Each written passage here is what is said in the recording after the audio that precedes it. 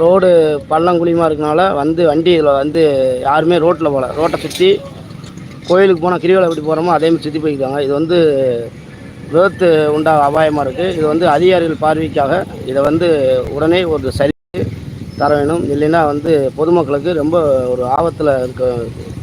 இது வந்து உடனடியாக அதிகாரிகள்கிட்ட கொஞ்சம் மண்ணவாச்சு மெத்தனை இப்போதைக்கு, இல்லைன்னா விபத்துக்கு ரொம்ப நடக்கும் அபாயம் உண்டு.